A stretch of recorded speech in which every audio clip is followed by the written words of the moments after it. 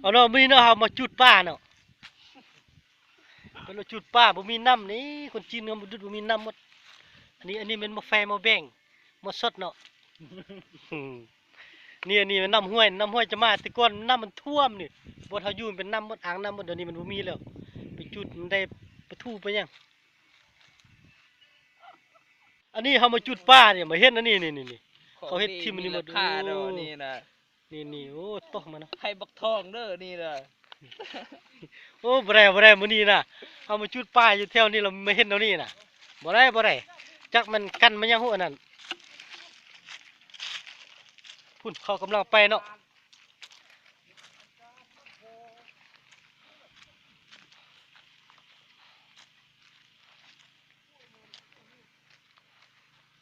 อันนี้มันเข้าเนาะนี่เนาะ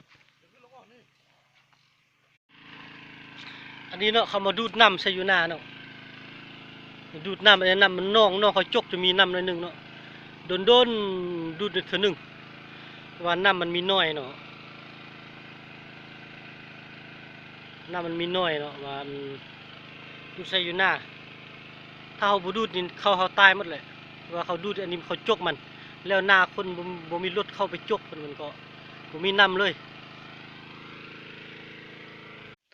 จูไปเสาให้ทายมันป้องกดทานมื้อนี้กินปลาเลยเนาะนี่เนาะอันนี้เนาะไปกินปลากินอยู่ป่านี่น่ะกินปลาขึ้นมากินปลากำลังฮีปลาเนาะนี่เนาะกำลังคาบ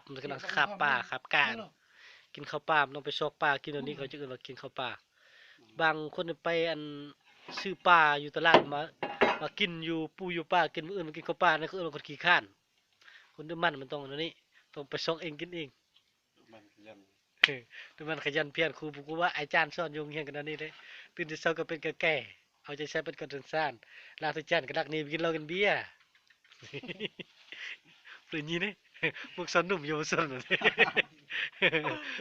ปล่อยยี่เยอะชอบกันนะ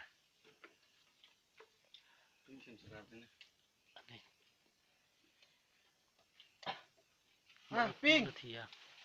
นี่3 ไม้4 ไม้เนาะ4 ไม้5 ไม้นี่ยังอยู่นี่ถ่ายอยู่นี่ป้านี่อย่าลุกไฟนั่นโอ้สบายดีหมดทุกคนเราจะมาห้องเพลงไม่เคยลืมเพื่อนหรอกเพลงบนปทุมราชธานีหรอกมือกีตาร์โดยสายกำพัดหรอกเสียงสดเราไม่ได้มาหรอกก็จะดัดเพลงกันเล็กน้อยนี่แหละเอาจับเข้าไปจะผ่านมานานแค่ไหน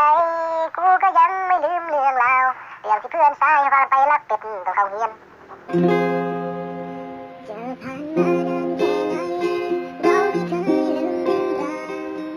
ไม่เคยลืมเพื่อนสาวและเพื่อนชายยังคงคิดถึงเสมอแม้ว่าเราต้องห่างไกลพวกเธออยู่ที่ไหนจงได้ไหมอยู่ที่ไหนคือเพื่อนกันแม้ว่าวันเวลาดีบางคนไม่ได้เรียนก็ต้องทำงานเราก็เป็นอีกหนึ่งคนที่เคยพลาดพลั้งเรื่องวันวานมัวแต่สนุกส